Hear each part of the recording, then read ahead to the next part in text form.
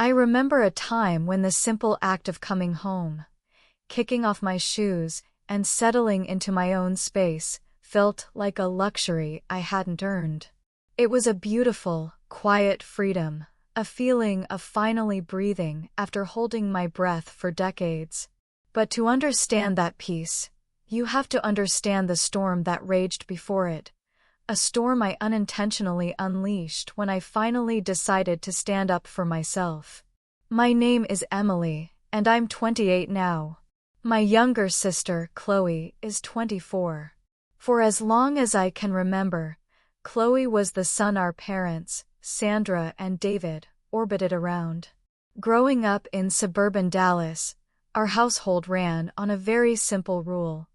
Chloe got what Chloe wanted, and everyone else just existed to make it happen. The favoritism wasn't subtle, it was the air we breathed. When I was 12, I asked for piano lessons. My mom, Sandra, looked at me like I'd just requested a trip to the moon. "We can't afford that, Emily," she'd said. "Money's tight.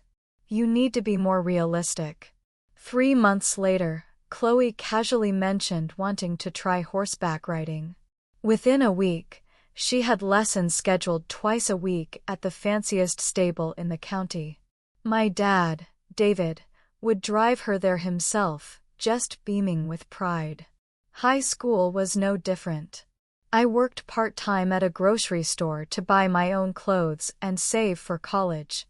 Chloe, on the other hand, got a brand new car for her 16th birthday, custom paint, upgraded sound system, the works. When I tried to point out the unfairness, Sandra would tell me I was just jealous. David would say I should be grateful they'd raised me to be independent, as if forcing me to fend for myself was some kind of generous gift, not neglect. College was my escape. I got a full scholarship to the University of Texas at Dallas, and moving into the dorms felt like a physical weight lifting off me. For the first time, I wasn't watching Chloe get praise for mediocre achievements, while my actual accomplishments went completely unnoticed. I studied business, graduated with honors, and landed a job at a marketing firm downtown. By 25, I'd saved enough to get a one-bedroom apartment in a great area. It wasn't huge, but it was mine.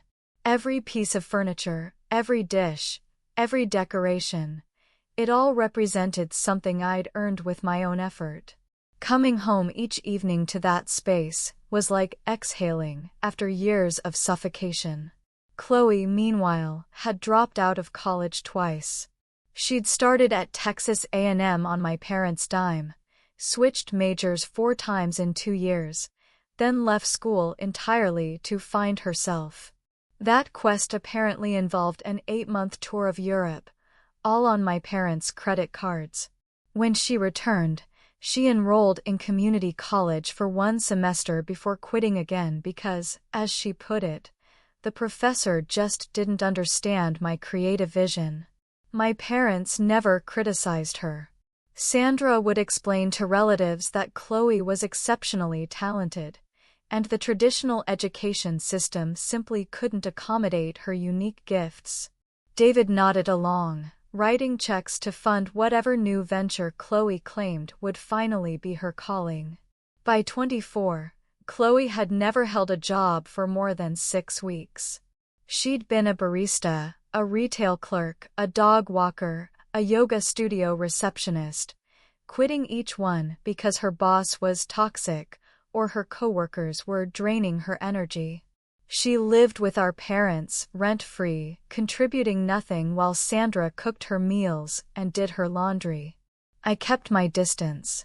I'd show up for mandatory family dinners once a month, force a smile through Chloe's rambling stories about her latest pyramid scheme, and leave as quickly as politeness allowed. My strategy was simple: stay cordial, stay separate, and build a life they couldn't touch. That strategy shattered on a Tuesday evening in March. Sandra called me at work, her voice dripping with that artificial sweetness she used when she wanted something. She asked if I was free for dinner that weekend, emphasizing how much they missed me. Something in her tone made my stomach knot up, but I agreed. Saturday arrived, and I drove to my childhood home with a growing sense of unease. The dinner itself started normally enough. David grilled steaks while Sandra fussed over the table. Chloe scrolled through her phone, barely acknowledging my presence. We made small talk about the weather and work until Sandra cleared her throat in that specific way that meant a prepared speech was coming. She launched into it, explaining that Chloe had finally found her true passion. My sister was going to become a social media influencer, building a brand around wellness and lifestyle content. This was the opportunity she'd been waiting for, the thing that would finally launch her into success. There was just one small obstacle: Chloe needed the right environment to create content. Our parents' suburban house wouldn't work for her aesthetic. She needed somewhere urban, modern, stylish, somewhere that would photograph well, somewhere like my apartment. My fork stopped halfway to my mouth. I stared at Sandra, waiting for the punchline that never came. She kept talking, explaining how it was just temporary, maybe 6 months to a year, just until Chloe built up her follower count and could afford her own place. It would be so wonderful for you two to bond as sisters, she cooed. Surely, Emily, you wouldn't want to stand in the way of Chloe's dreams? I set my fork down very carefully. No, I said. The word hung in the air, sharp and sudden. Sandra blinked at me, confusion clouding her face as if I'd spoken a foreign language. David leaned forward, his expression hardening.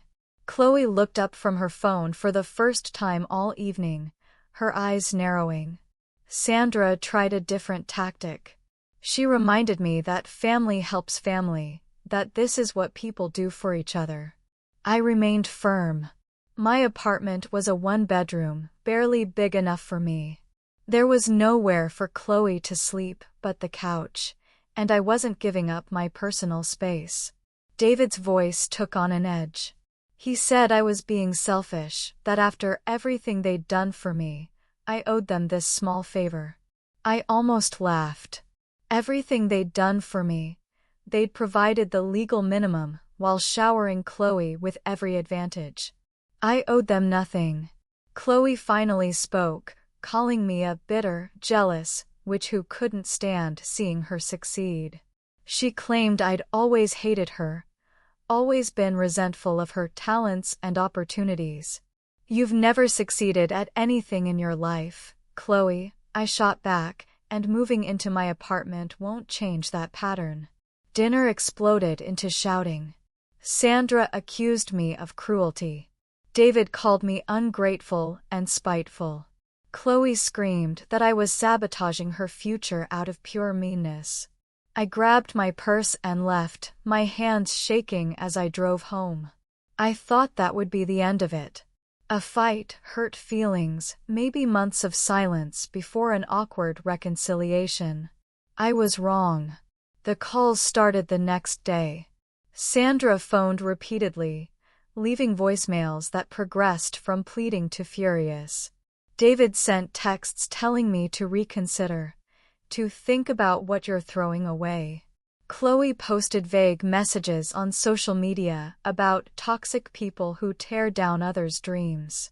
I blocked their numbers. I blocked Chloe on all social platforms. I told myself the storm would pass once they realized I meant what I said. 3 days later, they appeared at my workplace. I'd stayed late to finish a presentation, and the office parking lot was almost empty when I headed to my car around 7 p.m. The March sunset painted everything in orange light. I was thinking about what to make for dinner when I spotted my parents' SUV parked 2 spaces from my car. My stomach dropped. I considered going back inside, but Sandra and David were already climbing out of their vehicle. I kept walking, keys clutched in my hand, hoping I could get into my car and lock the doors before they reached me. I wasn't fast enough. David called my name, his voice sharp and commanding. I turned to face them, keeping my expression neutral. Sandra's face was blotchy and red, like she'd been crying. David's jaw was set in that stubborn way that meant he'd decided something and wouldn't be swayed. I asked what they were doing there. "We need to talk, Emily," David said. "You've been avoiding us, and this situation needs to be resolved." "There's nothing to resolve," I told him. "My answer is no. Showing up at my workplace won't change that." Sandra's voice cracked as she started talking about family loyalty, about how disappointed they were in the person I'd become. "I'd been raised better than this," she insisted. "I'd been taught to help others, to put family first. Refusing to help my own sister," she said, "showed a fundamental moral failure." I stood there in the parking lot, my back to my car, and something inside me finally broke. I told them the truth. I laid out every instance of favoritism, every double standard, every time they'd chosen Chloe over me. I described the piano lessons I never got and the horseback riding she tired of after 3 months.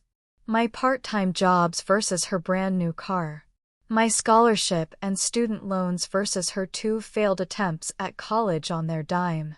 David's face turned dark red. He stepped closer, invading my space in a way that set off alarm bells in my head.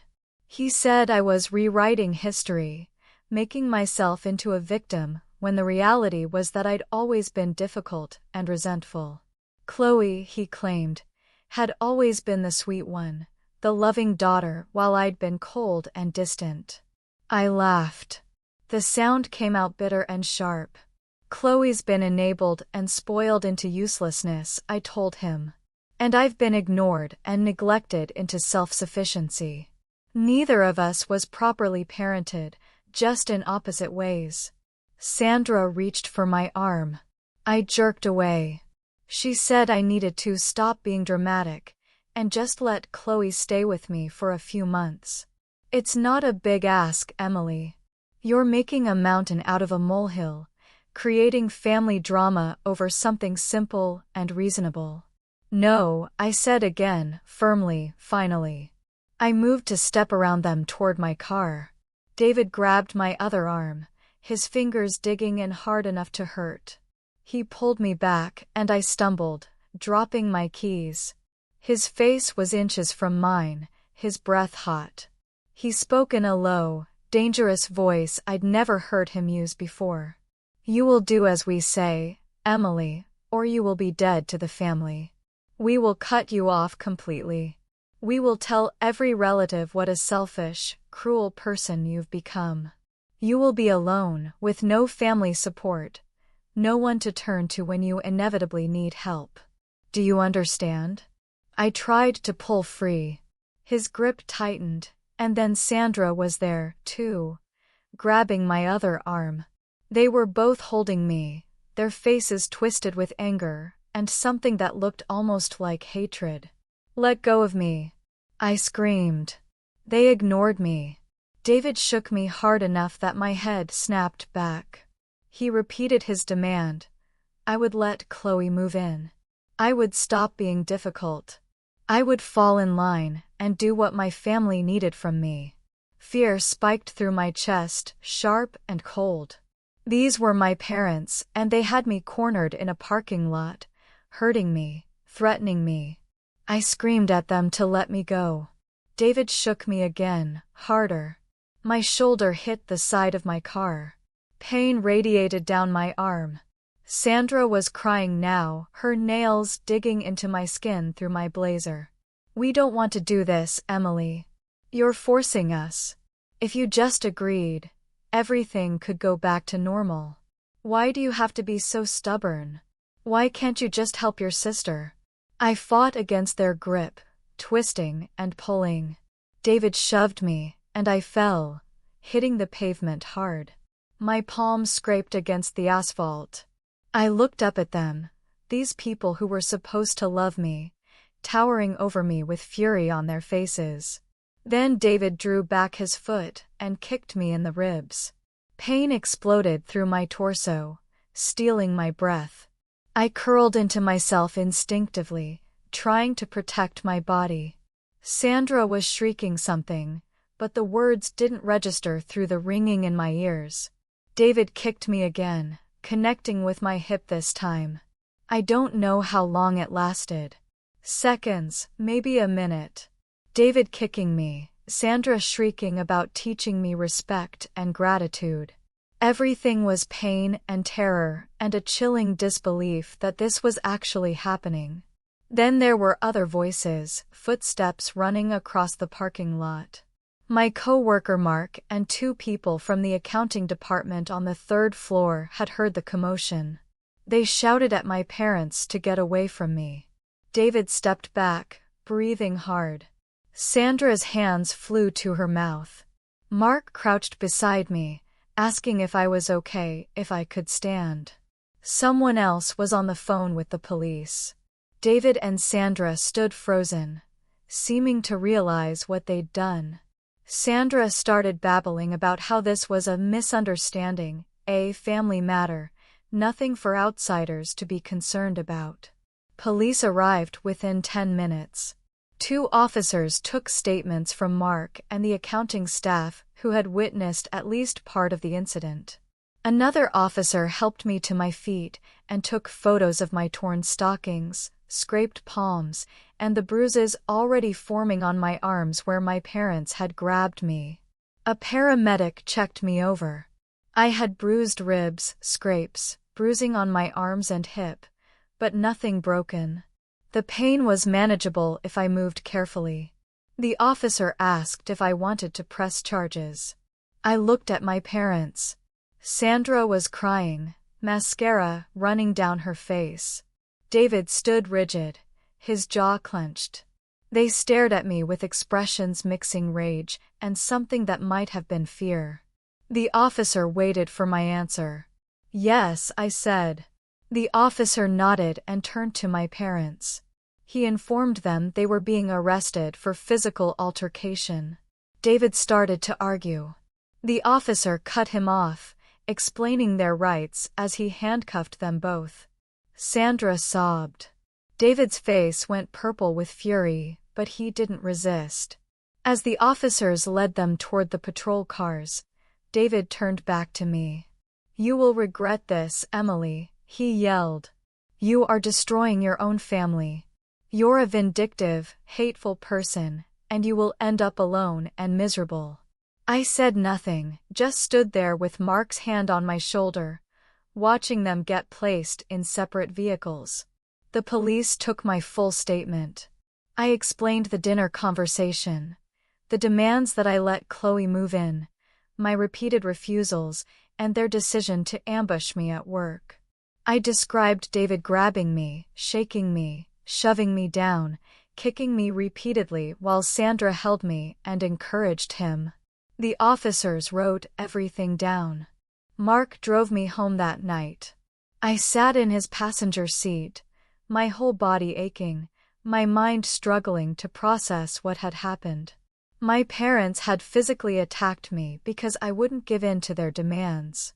The people who were supposed to protect me had hurt me deliberately. Over the next few days, the full weight of what I'd set in motion became clear. My parents were charged with assault and battery. They hired a lawyer who immediately tried to characterize the incident as a family dispute that had gotten out of hand. The prosecutor, however, had photos of my injuries, statements from 3 witnesses, and my detailed account of the attack. Chloe began a social media campaign. She posted tearful videos about her innocent parents being arrested over a simple disagreement. She claimed I'd always been dramatic and attention-seeking, that I'd probably exaggerated or even faked my injuries to punish the family. Her small following of 200 people shared her posts, adding their own commentary about ungrateful children and the importance of family.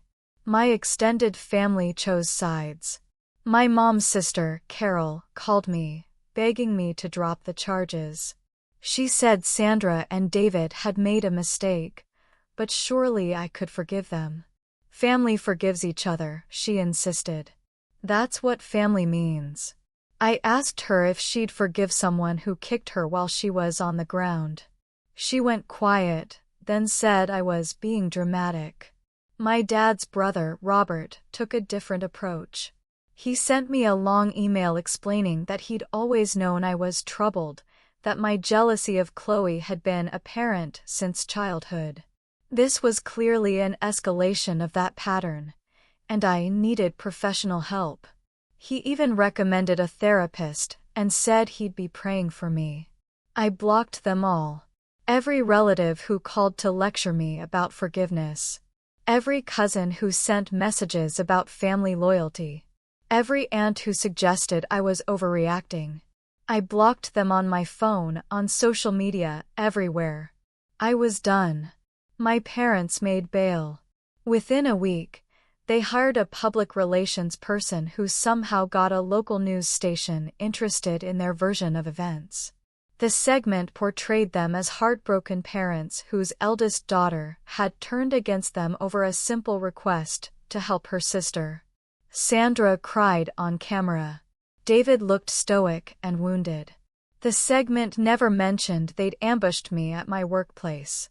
It didn't show the photos of my bruises or mention the witnesses who'd seen David kicking me. It presented the assault as a physical altercation that had gotten out of hand during a heated family discussion. I was painted as the aggressor who then weaponized the legal system against my own parents.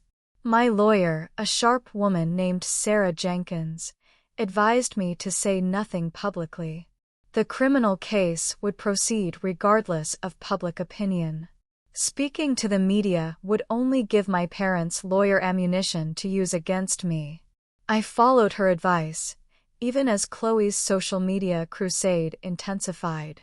Chloe started a fundraiser for my parents' legal fees. She posted daily updates about their suffering, about how the stress was affecting their health. She shared old family photos, carefully selected ones where I looked sullen or angry while she and our parents beamed at the camera. Her narrative painted me as the family black sheep who'd finally snapped.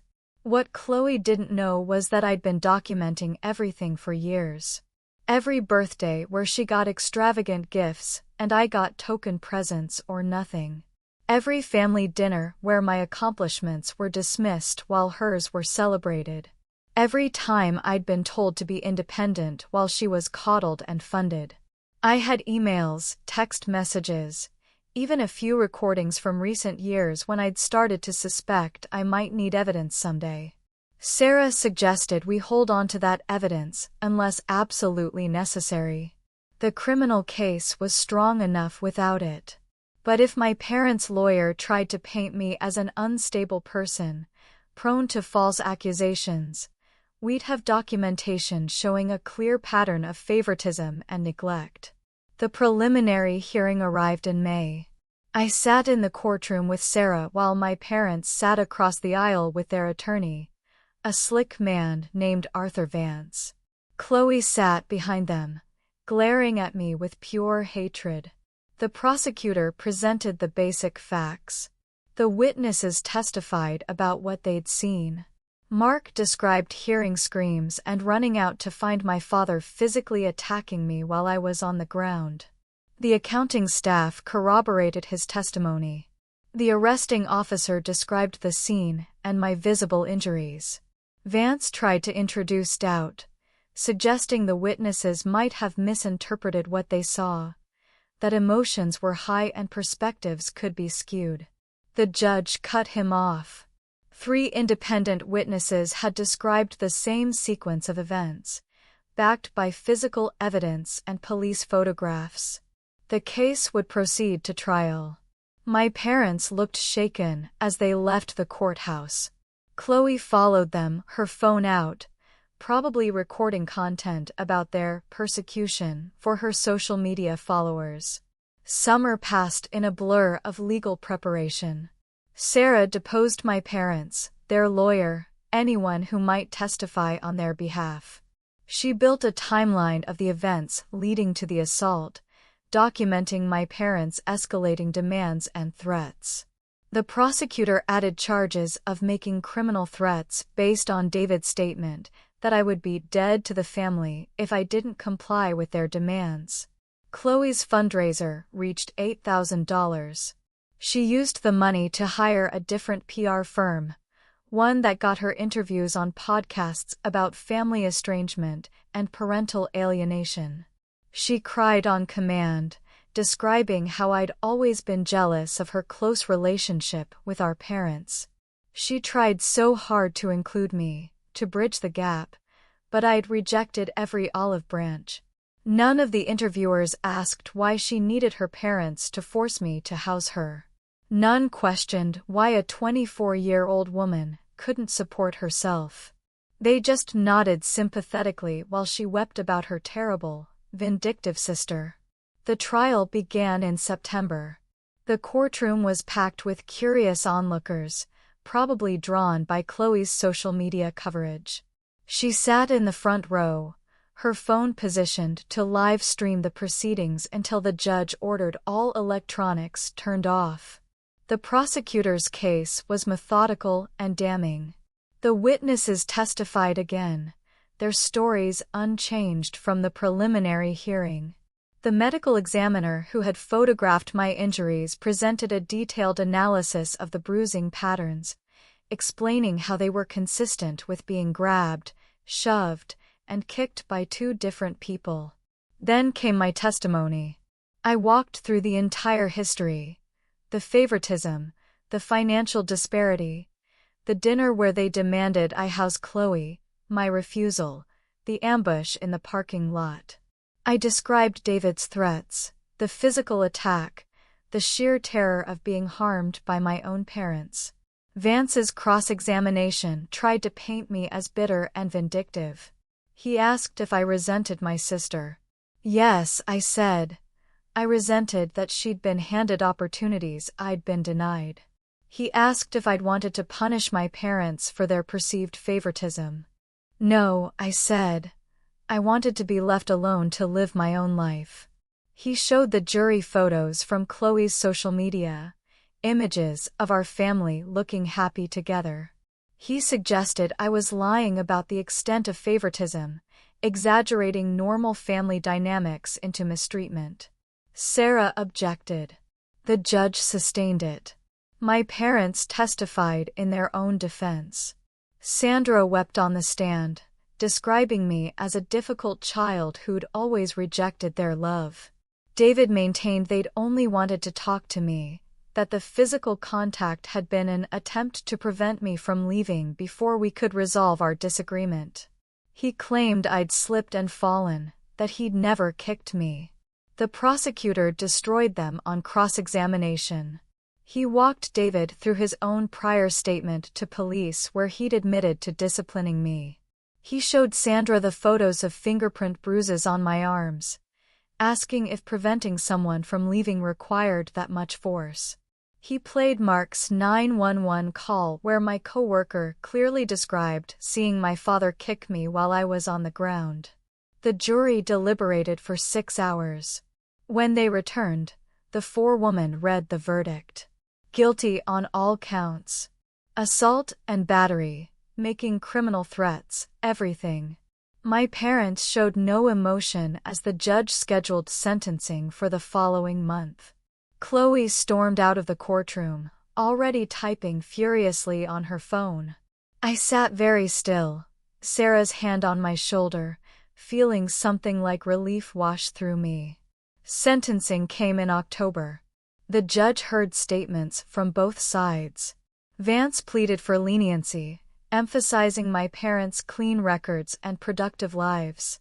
The prosecutor argued that the premeditated nature of the assault, the threats, and their complete lack of remorse warranted serious consequences. I gave a victim impact statement. I described growing up feeling invisible, working multiple jobs as a teenager, while my sister was handed everything. I explained how I'd built a life for myself despite their neglect, only to have them demand I sacrifice my hard-won independence for Chloe's comfort.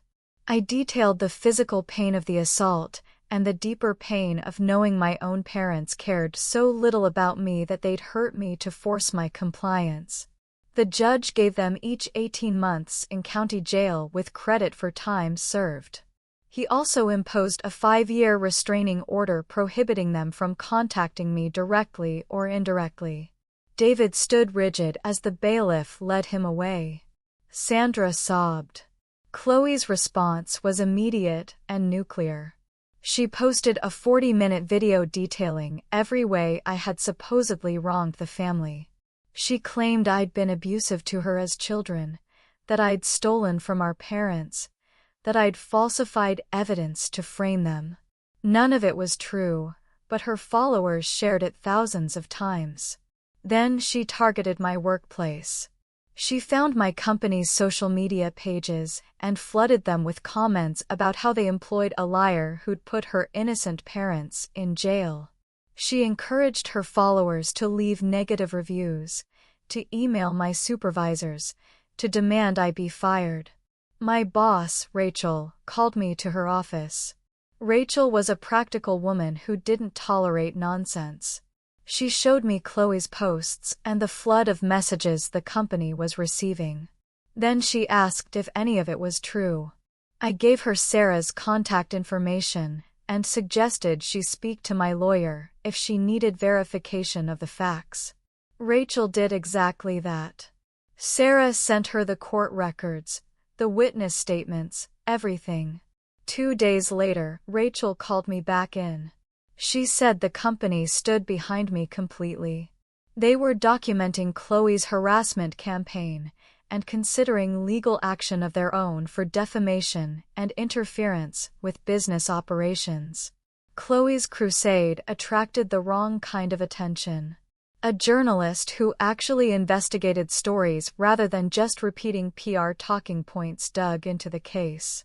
She found the court transcripts, interviewed the witnesses, and wrote a detailed article about what had actually happened. The article went viral, but not in the way Chloe had hoped. Suddenly, people were questioning her narrative.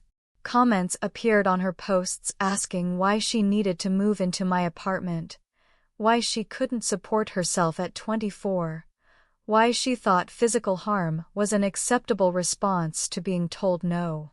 Her follower count started dropping. Brands that had sent her free products for review stopped contacting her. The podcast that had platformed her issued quiet retractions. Her fundraiser was reported and shut down for violating the platform's terms of service. Chloe doubled down.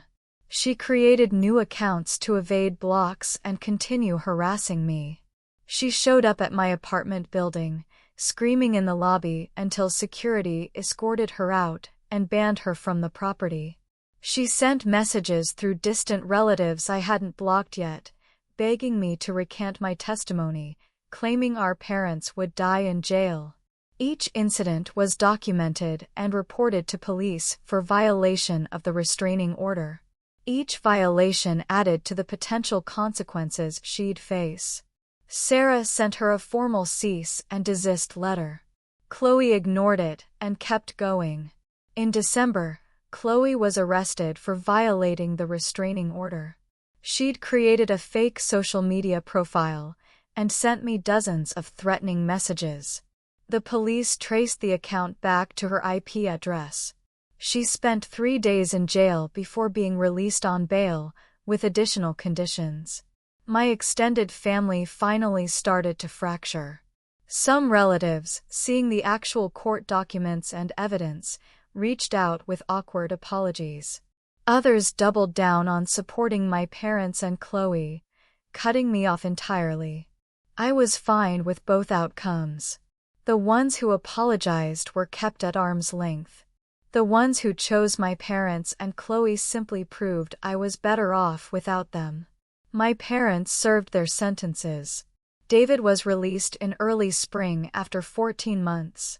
Sandra followed 3 weeks later. They emerged to find their lives fundamentally changed. The convictions meant David lost his job in pharmaceutical sales. Sandra's position at the bank was similarly terminated. Their house went into foreclosure during their incarceration. Chloe had been living there alone, not paying the mortgage or utilities, letting the property fall into disrepair. By the time my parents were released, they'd lost everything. Chloe, meanwhile, had burned through her savings and the fundraiser money on legal fees and failed attempts to monetize her victimhood narrative. Without my parents' financial support, she crashed hard. She moved into a cheap apartment with 3 roommates and finally got a real job waitressing at a chain restaurant. I heard all of this through Carol, who eventually broke down and called me. She said my parents were living in a 1-bedroom apartment, both working retail jobs, struggling to rebuild. Chloe was furious at them for abandoning her by going to jail. The family was fractured beyond repair, and Carol seemed to blame me for all of it. I asked her a simple question.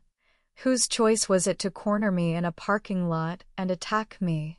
Whose choice was it to threaten me, to physically harm me because I wouldn't give up my apartment? Whose choice was it to prioritize one daughter so completely that the other became expendable? Carol said I could have just let Chloe move in, that none of this would have happened if I'd been more flexible. I told her that was exactly the problem. My entire family believed I should sacrifice anything and everything for Chloe's comfort. The fact that my parents had attacked me and she was still suggesting I should have complied told me everything I needed to know. I hung up and blocked her number. What Carol didn't tell me, but what I discovered later through public record searches, was just how complete my parents' financial collapse had been. Beyond losing their house, they'd accumulated nearly $70,000 in legal fees. Their retirement accounts had been liquidated to pay Arthur Vance, who ultimately failed to keep them out of jail. David's pharmaceutical company terminated his employment immediately upon conviction, ending his pension contributions with over a decade still needed to fully vest. Sandra's 401k was depleted entirely. The criminal records followed them everywhere. David applied to over 60 jobs in his field before accepting a position stocking shelves at a hardware store. Sandra fared slightly better, landing an administrative assistant role at a small accounting firm, but her salary was a fraction of what she'd earned at the bank.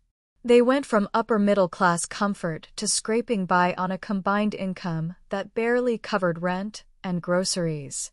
Chloe's situation deteriorated even faster than theirs. Without my parents' financial cushion, she discovered that employers weren't impressed by her sporadic work history and tendency to quit when things got difficult. The restaurant job lasted 4 months before she was fired for repeatedly showing up late and arguing with managers. She cycled through temp agencies, getting placed in data entry positions she'd abandon after a week or 2. Her social media presence, once her pride and potential meal ticket, became a liability. Potential employers would search her name and find the viral article exposing her false narrative. They'd see her harassment campaign against me and the business that employed me. Interview callbacks stopped coming. She was forced to start using only her first name on applications, hoping to avoid the digital trail of her own creation. Through a former coworker who had remained friendly with one of Chloe's roommates, I learned she'd become bitter in ways that went beyond normal disappointment. She'd constructed an alternate reality where I'd orchestrated everything deliberately to destroy her chances at success. In her version of events, I'd manipulated our parents into attacking me, somehow engineered the witnesses, falsified my injuries, all to punish her for being more loved and favored throughout our childhood. The irony was lost on her completely. She couldn't see that her entire crisis stemmed from a fundamental inability to accept the word no from someone she viewed as beneath her. If she'd simply accepted my refusal and found different housing, none of the subsequent disaster would have occurred. But accepting that would require acknowledging she wasn't entitled to my space, my resources, or my compliance. Her roommates eventually asked her to leave after she stopped paying rent for 3 consecutive months. She moved into an even cheaper situation, sharing a converted garage with another woman. I felt nothing when I heard this. Not satisfaction, not pity, just the distant acknowledgement that consequences had finally caught up with someone who'd spent 24 years avoiding them. Robert, my father's brother, who'd emailed about my supposed need for therapy, sent another message a year after the trial. This one was different. He'd apparently done some digging, talked to relatives who'd actually examined the evidence, and pieced together a picture of my childhood that contradicted what David and Sandra had told him. His email was a carefully worded apology that acknowledged he'd rushed to judgment without knowing the full story. I appreciated the gesture but didn't respond. The damage was done, and his willingness to believe the worst about me without question had revealed something about his character I couldn't unsee. Some bridges, once burned, weren't worth rebuilding, even when the other party offered materials. The one family member I did maintain contact with was my father's youngest sister, Jessica. She'd been overseas during the initial drama, working as an engineer in London. When she returned for a visit and heard the family gossip, she demanded to see the actual court documents rather than accepting anyone's narrative. After reading everything, she reached out to apologize for not being present to support me. Jessica was different from the others. She didn't make excuses for my parents or suggest I should have handled things differently. She simply acknowledged the reality of what had happened and expressed genuine horror that her brother had attacked his own daughter. We met for coffee, talked honestly about the family dysfunction she'd noticed, but never addressed, and agreed to maintain a relationship separate from the chaos. Through Jessica, I learned that my parents had attempted to contact her, hoping she'd act as an intermediary to reach me. She'd refused flatly, telling David that if he wanted to communicate with me, he should reflect on why I'd obtained a restraining order in the first place. He'd apparently hung up on her, unable to handle the direct confrontation with his own actions.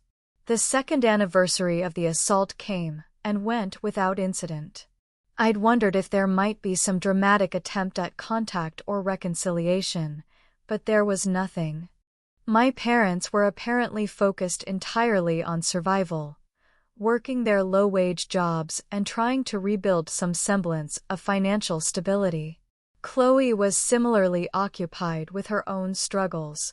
The influencer dreams completely abandoned in favor of just making rent. My life, meanwhile, had transformed in ways I'd never imagined possible. A promotion came with significant responsibilities, managing a team of 6 marketing professionals.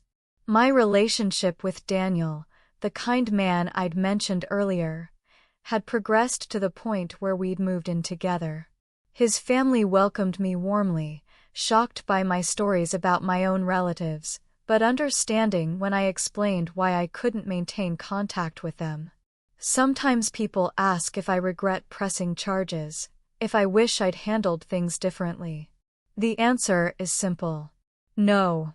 My parents made a choice when they decided their wants mattered more than my safety. They made a choice when they cornered me, threatened me, and physically attacked me. I didn't put them in jail. Their own actions did that. I chose to protect myself and demand accountability. Everything that followed was the natural consequence of their decisions, not mine.